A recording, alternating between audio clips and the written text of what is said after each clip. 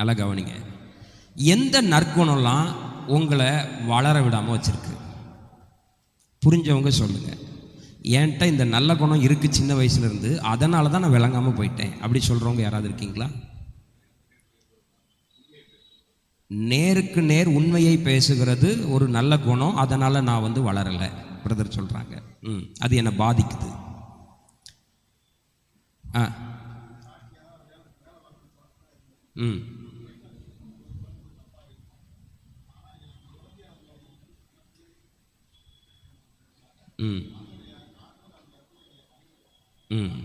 Okay, காப்பாற்றினார். அதாவது உழைப்பேன், உண்மையாக இருப்பேன், ஆனால் எல்லார்கிட்டையும் கெட்ட பேர் வாங்கினேன். பார்த்தீங்களா, நல்ல குணத்துக்கு கிடைக்கிற ப்ரைஸ். அதாவது கர்த்தர் கனப்படுத்திட்டாருன்னு சொல்லி முடிச்சார். நான் கேட்குறது, உங்களை அழிச்சதை சொல்கிறேன். இந்த நல்ல குணம் தான் நான் அழிய காரணம். அப்படி என்ன இருக்கு?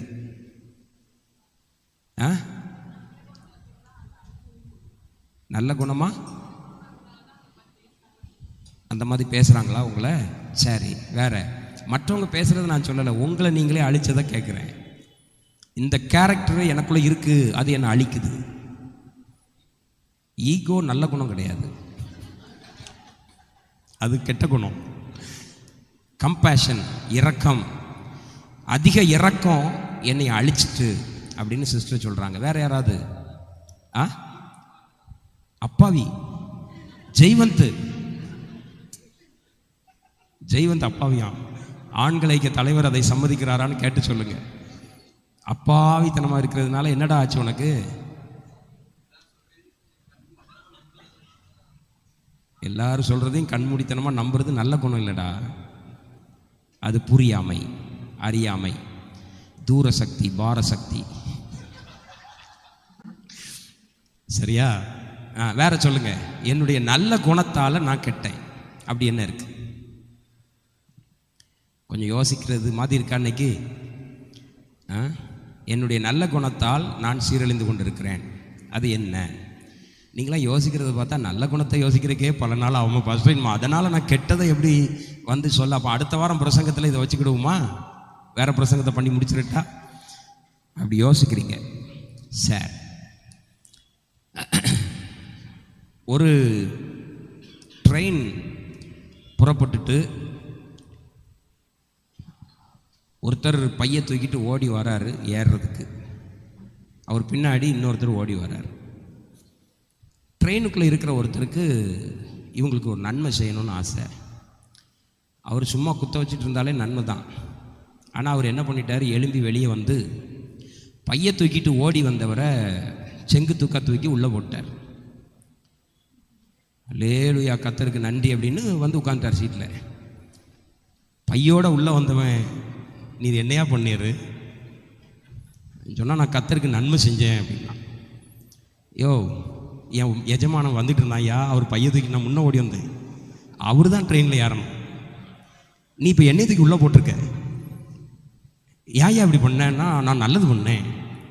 இன்னைக்கு நிறைய பேர் நம்ம பிறருக்கு நல்லது பண்ணுறோன்னு சொல்லியே அவங்கள ஓய்க்கிறோம். பிள்ளைகளை நல்லா வளர்க்குறோன்னு சொல்லியே பிள்ளைகளை திடனற்று போக பண்ணிடுறோம். புருஷனை நல்லா கவனிக்கிறேன்னு சொல்லியே அவன் குடலை பூரா வேக வச்சிடறான். சொல்றது விளங்கிச்சா?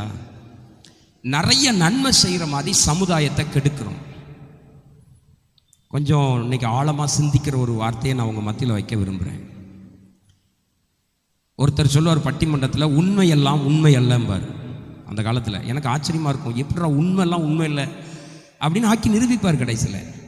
அதே மாதிரி நல்ல குணங்கள்னு நீங்கள் நினைக்கிறதுலாம் நல்ல குணங்கள் இல்லை. கவனிக்கிறீங்களா? நான் சில நேரம் வாக்கிங் போவேன்.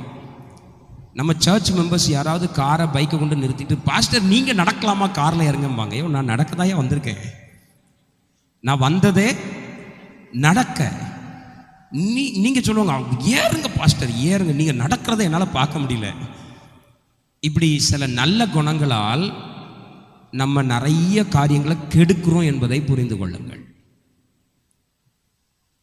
எனக்கு 50 வயது ஆகிறது. சரீரத்தில் வேற எந்த ஏரியாலையும் ரொம்ப பிரச்சனை கிடையாது. ஈவன் ஹேர் கூட இன்னும் நல்லா வச்சிருக்கிறார். என் வாழ்க்கையில் ரொம்ப பிரச்சனையான பகுதி பல்லு. அந்த பல்லுக்கு ஏன் இவ்வளோ பிரச்சனை வந்துச்சு அப்படின்னா, நான் சிறு வயதிலிருந்து 4 முறை பல் விளக்குவேன். அதுலேயும் என்ன ப்ரஷ் வாங்குவேன் தெரியுமா? கோல்கேட் ஹார்ட், இரும்பு கம்பி மாதிரி இருக்கும்.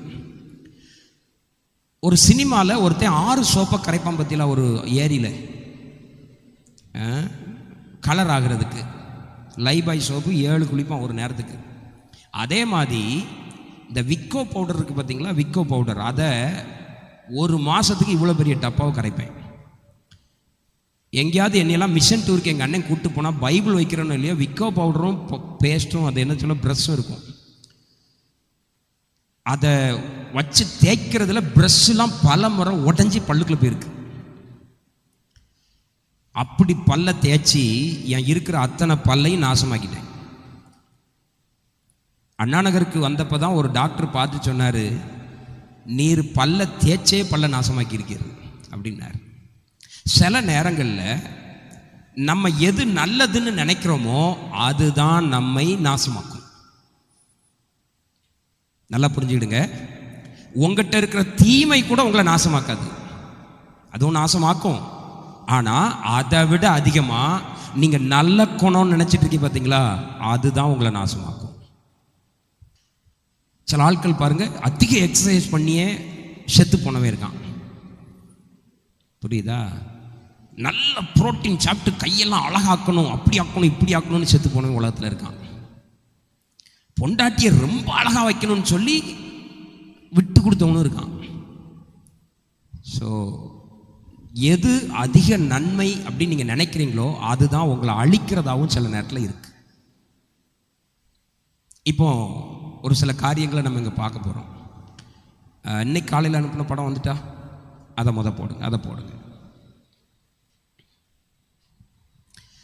நல்லா கவனிங்க. இங்கே ஒரு அருமையான கப் அல்லது ஜக் அல்லது இது என்ன சொல்லுவீங்க, இதுக்கு பேர் என்ன சொல்லுவீங்க? வேணா ஒவ்வொரு வீட்லையும் ஒவ்வொரு பேர் சொல்கிறீங்க. ஜூஸ் கப், வேற வேற என்னதுயா? எதாவது இருந்தால் சொல்லுங்க. கூஜாவா? கண்ணாடி கிளாஸ். சரி, இப்போ இதில் என்ன இருக்கு? ஜூஸ் இருக்கு. இந்த கிளாஸில் இந்த ஜூஸை ஏன் வச்சிருக்காங்க சொல்லுங்க. எனக்கு இன்னைக்கு நிறைய பேசணும். நீங்கள் உங்கள் வீட்டுக்கு நான் வாரேங்க, பெப்சி பாட்டிலை கையில் கொடுத்து குடிச்சு தொலைஞ்சு போய்மையான்னு சொல்லி தர வேண்டியதானே? ஏன் இதில் ஊத்துறீங்க? ஹானர். நீங்கள் ஹானர் பண்ண தாரில அல்லது உங்கள் வீட்டில் இது இருக்குங்கிறத எனக்கு காட்ட தாரில, அது உங்கள் கார்டு. சரியா? சில ஆட்கள்லாம் அப்படியே கொண்டு அதை காமிப்பாங்க, பார்த்தீங்களா நாங்கள் இதில் தான் குடிப்போம். இப்போ நல்லா கவனிங்க. இங்கே முத்துக்களால் அலங்கரிக்கப்பட்டிருக்குது, சிங்கம் இருக்குது, இதிலெல்லாம் டிசைன்ஸ் இருக்குது. புரியுதா? இங்கெல்லாம் என்ன இருக்கு? இதை இந்த வெறும் கப்பை கையில் தர்றதுக்கும் இந்த டிசைன் பண்ணி தர்றதுக்கும் வித்தியாசம் இருக்கா? இப்போ இந்த வெறும் கப்பை கையில் தந்தேன்னா எப்படி இருக்கும்? கொஞ்சம் டல்லாக இருக்கும், சரிதானா? கொஞ்சம் டொக்கெண்டு இருக்கும். ஆனால் அந்த கப்பை சில நல்ல விஷயங்களால் அழகுபடுத்தின பிறகு இதை பார்க்குறதுக்கு எப்படி இருக்கு? வா, குடிச்சா இதில் குடிக்கணும் யா, அப்படிதானா? அப்போ இந்த கப்பில் உங்களுக்கு நான் ஒரு ஜூஸ் தரேன் அப்படின்னா உங்களுக்கு எப்படி இருக்கும்? சந்தோஷமாக இருக்கும், ஹாப்பியாக இருக்கும். ஓகே தானா? இப்போ இந்த டெக்கரேஷன்ஸை தான் நான் என்ன சொல்கிறேன்னா நல்ல குணங்கள்னு சொல்கிறேன். இந்த டெக்கரேஷன்ஸ்லாம் நம்ம வாழ்க்கையில் வேணுமா? வேணும். நீங்கள் சொன்ன இரக்கம் வேணுமா? வேணும். உண்மை வேணுமா? வேணும். நீதி வேணுமா? வேணும். எல்லா நல்ல குணமும் இப்படி ஒரு டெக்கரேஷனாக இருந்ததுன்னா உங்கள் லைஃப் எல்லாருக்கும் பிரயோஜனப்படும். இப்போ ஒருத்தர் இதை கொடுத்த உடனே அப்படி ஜெய்ஜாண்டிக்கை பிடிச்சி அப்படி குடிக்கும் போது ஒரு ஃபோட்டோ கூட எடுக்க தோணும். சேசுராஜெல்லாம் உடனே ஒரு செல்ஃபி எடுத்து சண்டே மூட் அப்படின்னு போட்டுருவார், அப்படிதானா? அப்படி தோணும். இந்த டெக்கரேஷன் தான் நம்மகிட்ட இருக்கிற நல்ல குணாதிசயங்கள். ஓகே தானா? இப்போ இதை பார்க்குற உங்களை பார்த்து சொல்கிறேன், உங்கள் நல்ல குணங்கள் உங்கள் வாழ்க்கையை இப்படி அழகுபடுத்துமானால் you are in a right way. நீங்கள் நல்ல வழியில் உங்கள் வாழ்க்கையை கொண்டு போயிட்டு இருக்கீங்கன்னு அர்த்தம். சரியா? அத்தனை நல்ல குணங்களும் உங்களை டெக்கரேட் பண்ணி மற்றவங்களுக்கு ஒரு குடிக்கிற ஒரு அழகான ஜக்கா நீங்கள் மாறுறீங்க. இப்போ இது இன்னொரு ஜக்கையும் நம்ம பார்க்க போகிறோம். அந்த ஜக்கை என்ன பண்ண போகுது அப்படிங்கிறதையும் பார்க்க போகிறோம். நெக்ஸ்ட் கொடுங்க. இப்போ பாருங்க, இங்கே இருக்கிற டெக்கரேஷன் இங்கே இல்லை. இப்போ இங்கே இருக்க வேண்டிய டெக்கரேஷன்லாம் இப்போ எங்கே வந்தாச்சு? மேலே வந்துட்டு. இது எல்லாம் என்னன்னா ஷார்ப்பான கண்ணாடிகள். இப்போ இதில் எங்கள் வீட்டுக்கு வந்த உங்களுக்கு ஜூஸ் தானே, என்ன சொல்லுவிய? வீட்லயே இந்த கப்பை இப்போ நான் உங்களுக்கு தந்து குடிங்கன்னு சொன்னா என்னதுக்காகும்? லைட்டா தூக்குறதுக்குள்ள வடிஞ்சு கீழே வந்துடும். ஏன்னா வாயை எங்க, இப்போ நீங்க வாயை இங்க வச்சு குடிப்பீங்களா,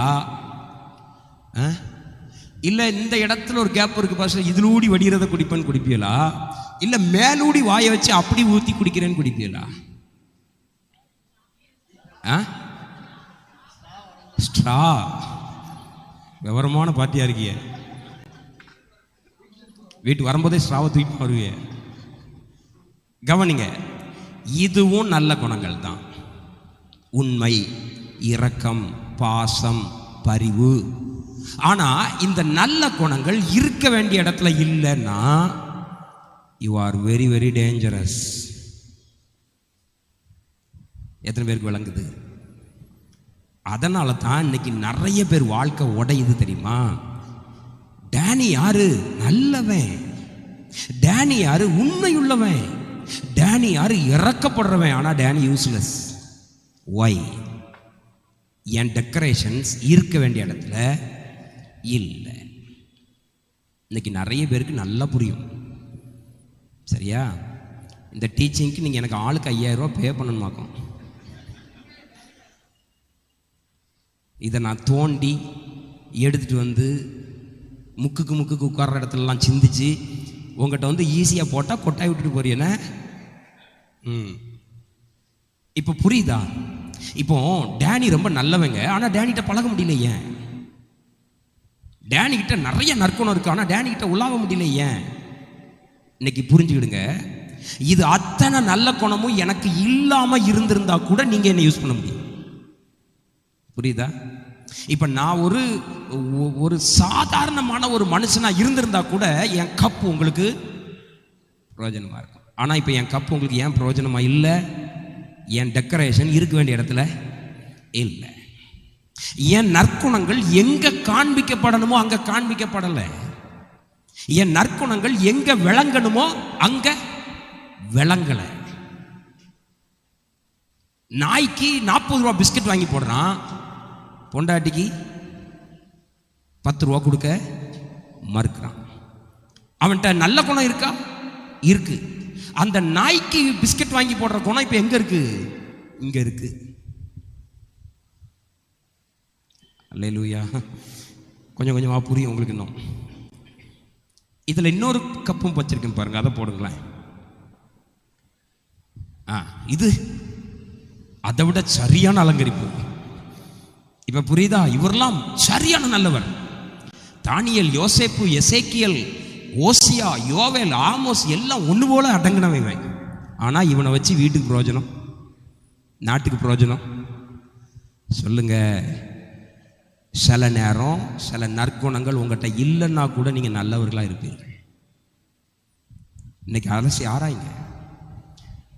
இப்போ இந்த டெக்கரேஷன்லாம் நல்லா இருக்கு, இந்த இடத்துல டெக்கரேட் பண்ணி அவனை குடிக்க என்னால் இந்த ஜக்கை எடுக்க முடியாது. இப்போ நான் இதில் வந்து குடித்தேன் அப்படின்னா வல்லையங்களும் ஈட்டியுமா குத்தி வச்சிருக்கிற கத்தியுமா இருக்கு. இப்போ சொல்லுங்க, this is Daniel for my wife, for my children, for my search. புரியுதா? என்கிட்ட நல்ல குணம் இருக்கா? இருக்கு. ஆனால் உங்களுக்கு பிரயோஜனம் இல்லை. இப்போ நான் கேட்குறேன், இப்படி நல்ல குணம் வேணுமா? எல்லாரும் சொல்லுங்க. என் கணவர் ரொம்ப அன்பானவராக இருக்கணும் பாஸ்டர். ஆமாம். பக்கத்து வீட்டு கீதா மேலே அன்பாக இருப்பார், பரவாயில்லையா? சொல்லுங்க. என் மனைவி என்னை ரொம்ப நேசிக்கணும் பாஸ்டர், அப்படி ஒரு குணம் அவட்ட இருக்கணும். ஆமாம், நேசிப்பா. ஏற்ற விட்டு ராஜுவை நேசிப்பா. முடியுமா?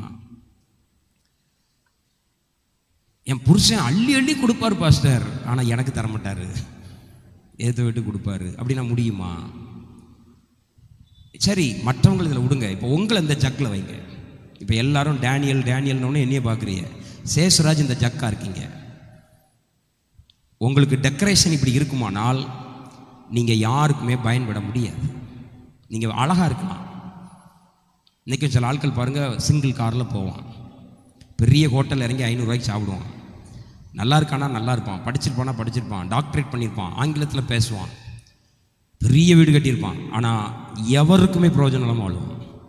அதுக்கு காரணம் என்ன தெரியுமா? அவன்கிட்ட இருக்கிற நிறைய நல்ல குணங்கள். அப்போ என்ன வேணும் பாஸ்டர்? எனக்கு என்ன வேணும்? என் குணங்கள் இருக்க வேண்டிய இடத்துல இருந்தால் மட்டும்தான் நான் பிறனுக்கு பிரயோஜனப்பட முடியும். அல்லேலூயா. சரி, இப்போ லூக்கா 10ஆம் அதிகாரத்துக்கு வாங்க. லூக்கா 10:39 and 40 வாசிப்போம். லூக்கா 10:39 எடுத்துக்கிட்டிங்களா? உங்கள் பைபிளில் எல்லாரும் பைபிளையும் திருப்புங்க, பைபிளையும் திருப்புங்க. அப்போ தான் பெண் இருந்தால் குறிக்க முடியும். சரிதானா?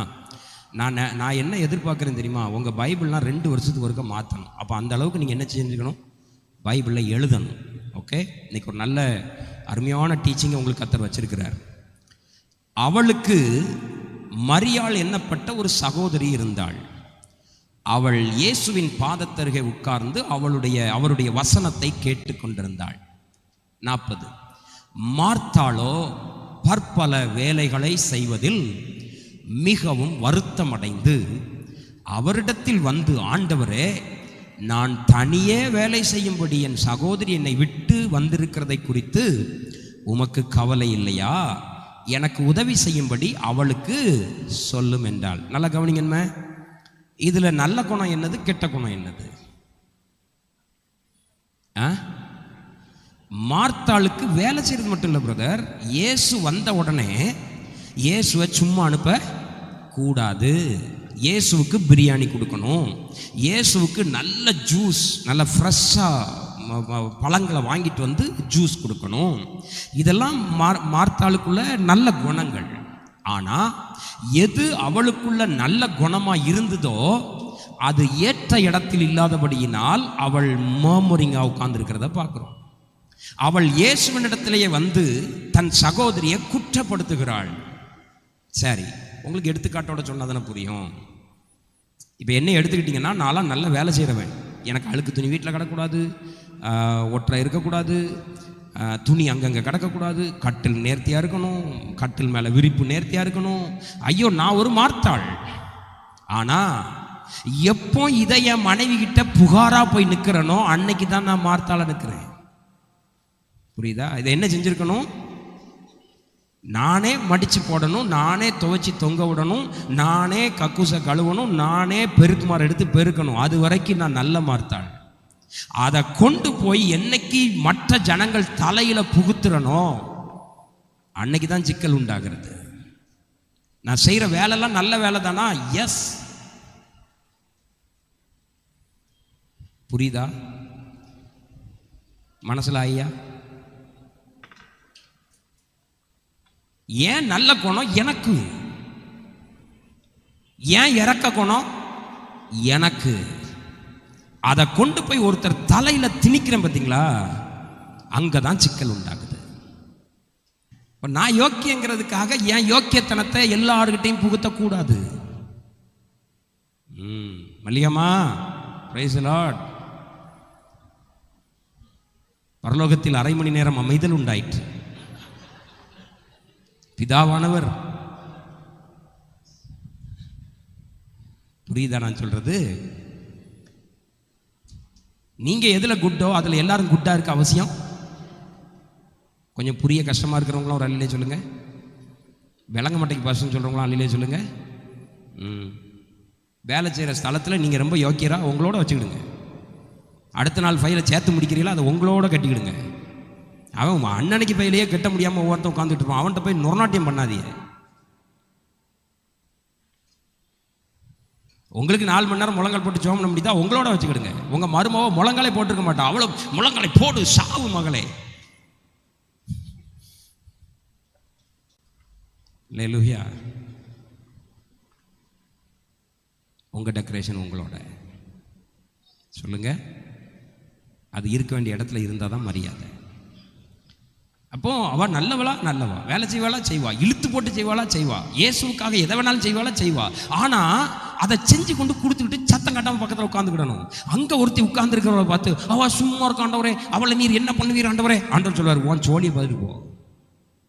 அடுத்தவன் துருத்திய ஊதாத, உன் துருத்தியை உனக்கு ஊதிட்டு போ. நீ எனக்கு பிரியாணி செஞ்சு தொலைக்காமல் போ. என் பக்கத்தில் கூட வந்து உட்காந்துட்டு நான் உன்னையும் பாராட்டுவேன்.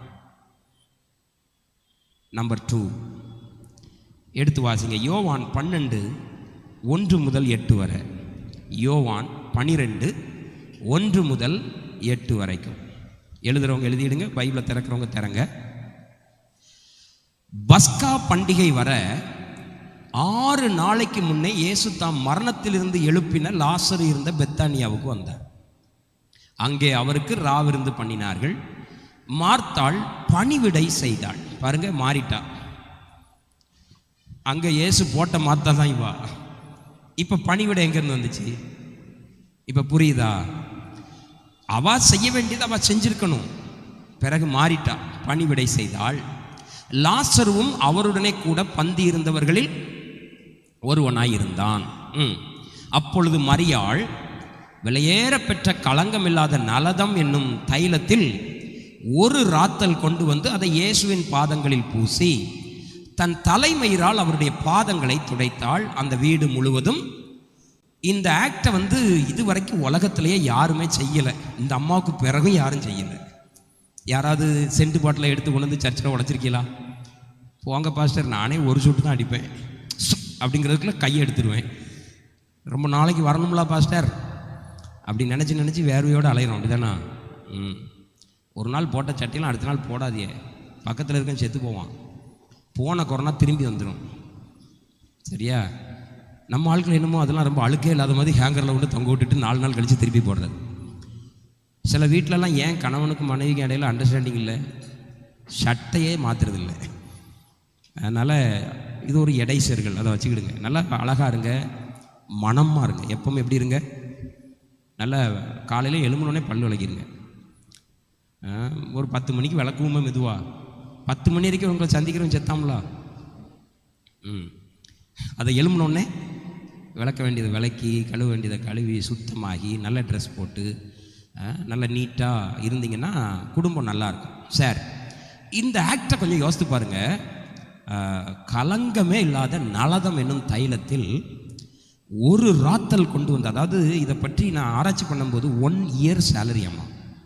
இப்போ ஒருத்தருடைய சேலரி 1 லட்சம்னு வைங்களேன், 12 லட்சம் ரூபா இந்த ராத்தல் விலை. நம்மளாம் யாராவது உழைப்புன்னு நினைக்கிய சொல்லுங்க? நம்ம மார்த்தாளாக இருப்போம், நம்ம ரொம்ப நல்ல குணமாக இருப்போம். அப்படிதானா?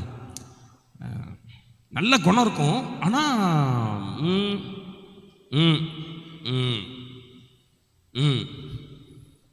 ஒரு டீ வாங்கி போகிறதுக்கு. ஆனால் நம்மளாம் யாரு? இன்றைக்கு இயேசு வந்தால் முதல் வரிசையில் நான் தான் செல்வேன்.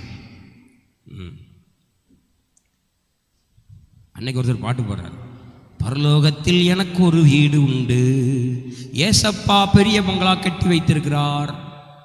பாட்டு கவனிங்க. அதை இயேசுவின் பாதத்தில் பூசி தன் தலை மயிரால் தொடச்சார்.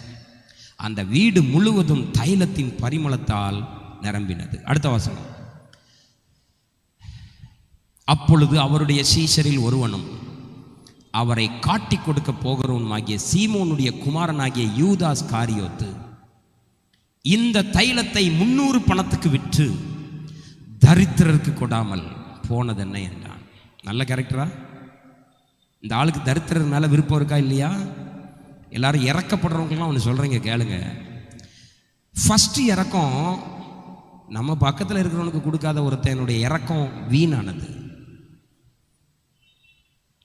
என் பக்கத்தில் காலடியில் ஒருத்தன் பட்டினி கிடக்கும்போது இறக்கப்படாதன்னா தெருவில் போய் ஒரு கஷ்டப்படுகிற ஒருத்தனை கொண்டு போய் 100 ரூபாய்க்கு சாப்பாடு வாங்கி கொடுக்குற இரக்கம் வேஸ்ட்னு கூட சொல்லாதீங்க, மாய்மாலமானது. மாய்மாலமானது. அவன் ஏதோ கண்ணி வைக்கிறான்னு அர்த்தம். என் பையன் பட்டினி கிடக்கும்போது என்னால் அழ முடியல, நான் இன்னொருத்தர் பட்டினி கிடக்கும்போது அழ முடியுமா சொல்லுங்க? இவன் சொல்றான், 12 லட்சம் ரூபாயை கொண்டு வீட்டில் தரையில் ஊத்துறிய, இதை கொண்டு என்ன செஞ்சிருக்கலாம்? ஏழைகளுக்கு தருத்திரருக்கு கொடுத்துருக்கலாமே. நல்ல குணம் தான். தருத்திரர் மேல ஆசை இருக்கா? சூப்பர். குப்பை அல்றவனுக்கு ரூபா கொடுக்குறீங்களா? சூப்பர். பிச்சை எடுக்க வர்றவனுக்கு 100 ரூபாய்க்கு 200 ரூபா கொடுக்கலா? சூப்பர். அடுத்த வசனம் போடுங்க. அவன் தருத்திரரை குறித்து கவலைப்பட்டு இப்படி சொல்லாமல், அவன் திருடனானபடியினால் பணப்பையை வைத்துக்கொண்டு அதிலே போடப்பட்டதை சுமக்கிறவனானபடியினாலும் இப்படி சொன்னான். இரக்கமெல்லாம் இரக்கம் அல்ல. சொல்லுங்க, இரக்கமெல்லாம் இரக்கம் அல்ல. அடுத்த வசனத்தை போடுங்க. அப்பொழுது இயேசு, இவளை விட்டுவிடு, என்னை அடக்கம் பண்ணும் நாளுக்காக இதை வைத்திருந்தாள். நெக்ஸ்ட் வசனம் போடுங்க. தரித்திரர் எப்பொழுதும் உங்களிடத்தில் இருக்கிறார்கள், நான் எப்பொழுதும் உங்களுடனே இரேன். கவனிக்கிறீங்களா? நானும் இறக்கம் உள்ளவன் தாங்க, எனக்கும் இறக்க குணம் உண்டு. நிறைய ஏழைகளுக்கு கொடுக்க வேண்டியது தெரியாமலே, கண்ணு தெரியாமலே கொடுப்பேன். ஆனால் இந்த இறக்கம் என்னை நாசமாக்குறதுக்கும் வழி இருக்கு. இந்த இறக்கத்தை கொண்டு போய் நான் கப்பில் மேலே அலங்கரிச்சேன்னா நான் செத்தேன், என்னால் யாருக்கும் பிரயோஜனம் வராது. இந்த இறக்கம் கப்பில் எங்கேயாவது சைடில் அலங்கரிக்கப்பட்டிருந்தால் நலம்.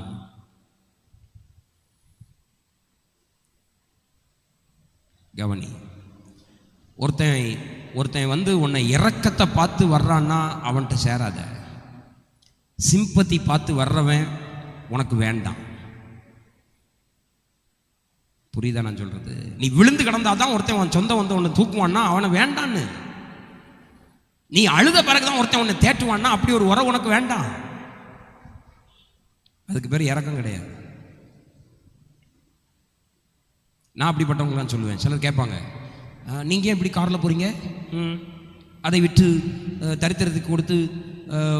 நான் இன்னும் சொல்கிறேன், நான் வேணா ஒரு சேலையை கட்டிட்டு இலவச பஸ்ஸில் போட்டால் அது இன்னும் மிச்சமாகும்ல. இது சொல்லுங்க. ஆனால் பயமாக இருக்குங்க, மீசையோட சேலை கட்டினா கூட தூக்கி தருவான். நம்ம ஊரில் அது வேறு பிரச்சனையாக இருக்குது. எனக்கு மீசை இருக்குப்பா, என் பேர் டேனி, அதெல்லாம் பெற பார்த்துக்கலாம், என் வாயா தூக்கி ஆக்குத. புரியுதா நான் சொல்கிறது? பெற பார்த்துக்கலாம் அதை.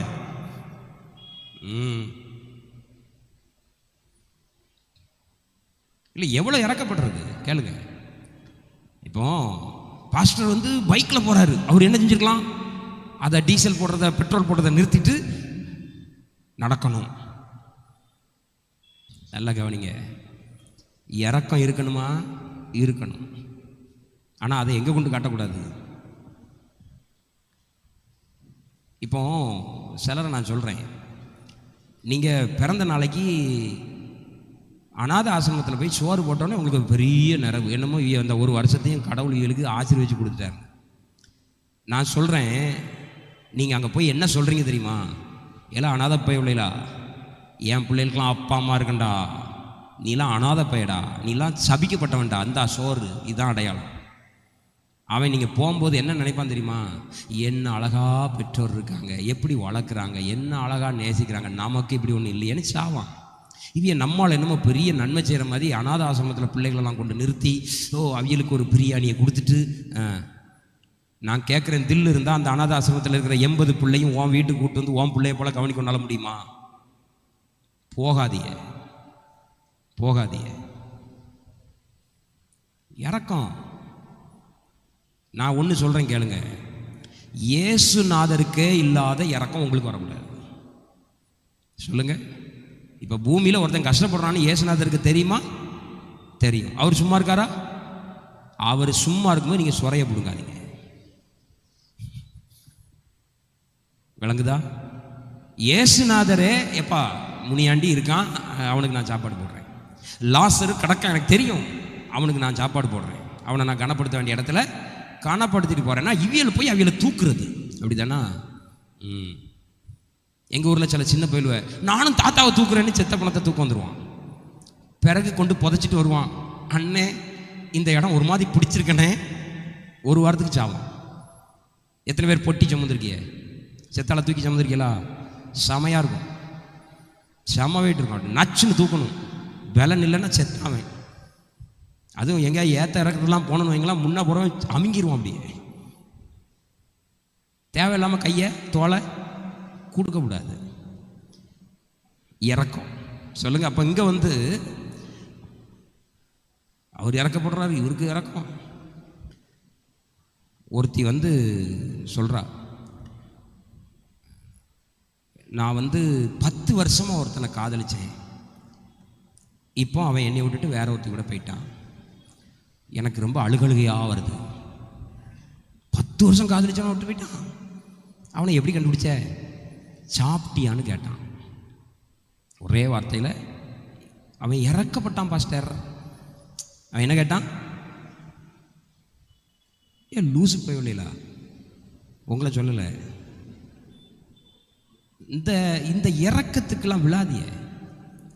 அவன் உங்களை மாதிரி 10 பேர்கிட்ட கேட்கான். நைட்டு ஃபேஸ்புக்கில் போய் பாருங்கள், அத்தனை பேர்ட்டையும் சாப்பிட்டியா சாப்பிட்டியா சாப்பிட்டியான்னு கேட்பான். அதுலேயும் இந்த முக்கியமாக பெண்களை சொல்கிறேன்,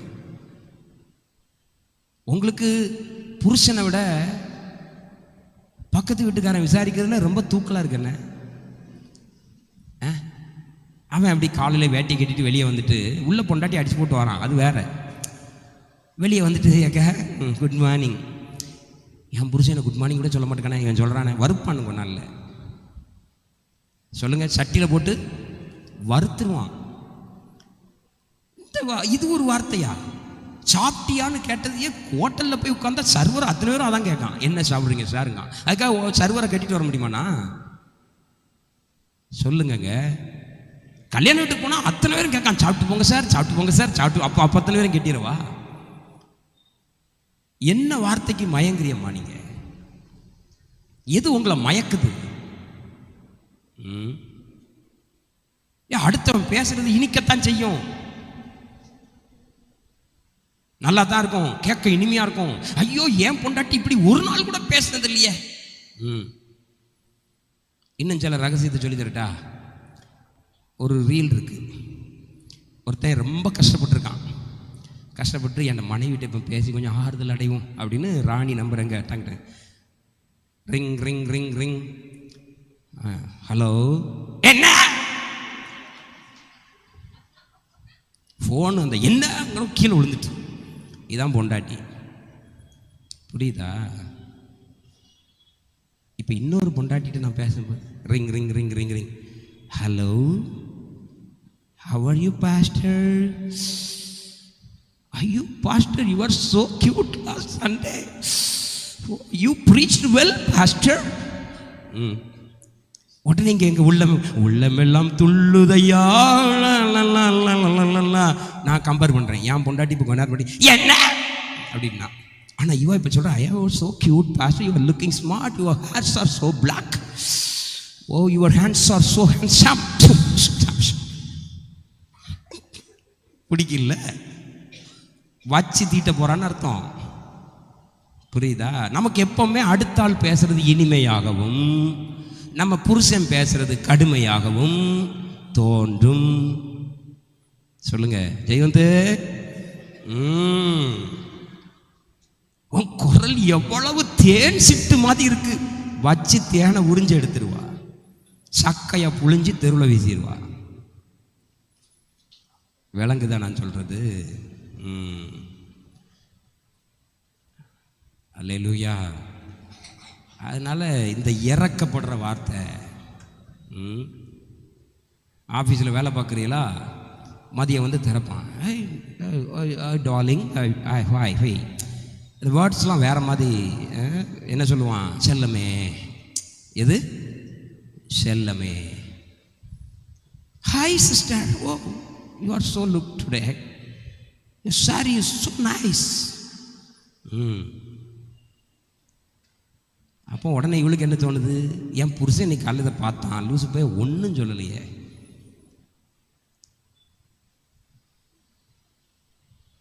தேவையில்லாத சிம்பிளான வார்த்தையில் விழுந்துக்கிட்டு அதை கொண்டாடிக்கிட்டு இன்னொன்று சொல்கிறேன், அதை எல்லாரும் சொல்லுங்கள், அதை செலிப்ரேட் வேற பண்ணுற நீ. வெக்கங்கெட்டவா, வெக்கங்கெட்டவன், மானங்கெட்டவன் தான் பொய்யான வார்த்தையை செலிப்ரேட் பண்ணுவான். இது சினிமேட்டிக், சொல்லுங்க, சினிமா. சரியா? ஆண்களுக்கு சில நேரம் இறக்கம் பூரா எங்கே வந்துடும், ஐயோ அந்த சிஸ்டர் கிழிஞ்ச சேலை கொடுத்துருக்காங்களே, sister you can't wear this sari like that any மோர்.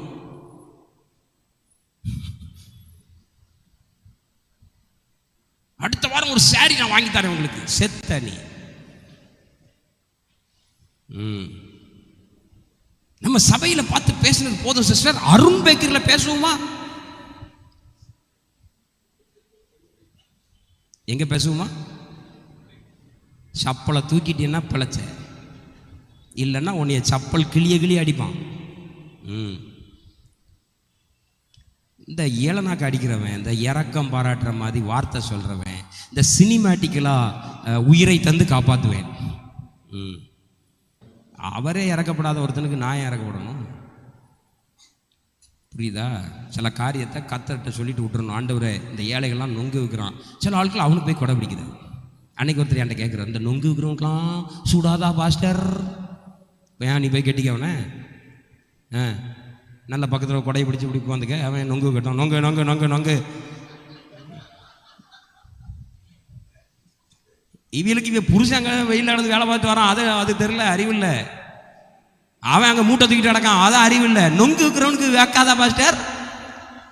எதுல இறக்கம் சொல்லுங்க. அல்லேலூயா.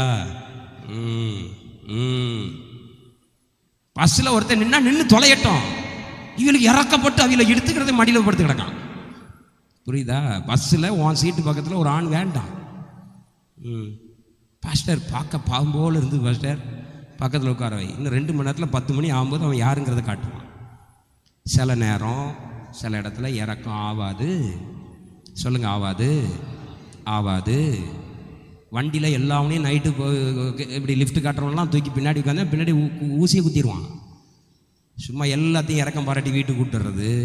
நீ சொல்கிறேன், சபையிலையும் சொல்கிறேன், நம்ம சபையில் யார் வீட்லேயும் போய் அதிகம் கிடக்காதீங்க. புரியுதா? முதல்ல நல்லா இருக்கும், அத்தை மாமா மச்சினே, மச்சி, மச்சான். அந்த இறக்கம் வேண்டாம். இங்கே கஷ்டப்படுறவங்களுக்கு இங்கே உதவி செய்கிறீங்களா, என்கிட்ட சொல்லுங்கள், நான் என் மூலமாக கொடுங்க.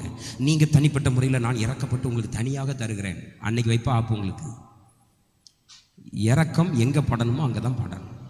அவன் மற்றதை கத்தட்ட சொல்லிடுறான், ஆண்டவரே நீர் படைத்த உருவம் இப்படி கஷ்டப்படுது, அவன் இப்படி புலம்பிகிட்டு இருக்கான், கண்ணோக்கி பாரு ஆண்டவரே. நான் ப்ரேயர் பண்ணுறேன், என்னால் முடிஞ்சதை நான் செய்கிறேன். இதைத்தான் செய்யணுமே தவிர எல்லாத்துக்கும் இறக்கம் பாராட்டி உங்களால் காலத்தை ஓட்ட முடியாது. சரி, நேரம் போயிட்டு இன்னொரு 3 பாயிண்ட் இருக்குது, அதை நம்ம இன்னொரு நாள் சந்திக்க போகிறோம். சரிதானா?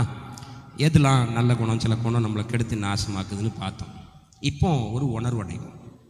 நம்ம வாழ்க்கையிலையும் இப்படி ஏதோ ஒன்று எனக்கு கெடுக்குது, ஏதோ ஒரு நல்ல குணம் தான், நான் வெளியே பாராட்டுறேன் அந்த குணத்தை, ஆனால் அதுதான் என் வாழ்க்கைக்கே வெடி வைக்குது.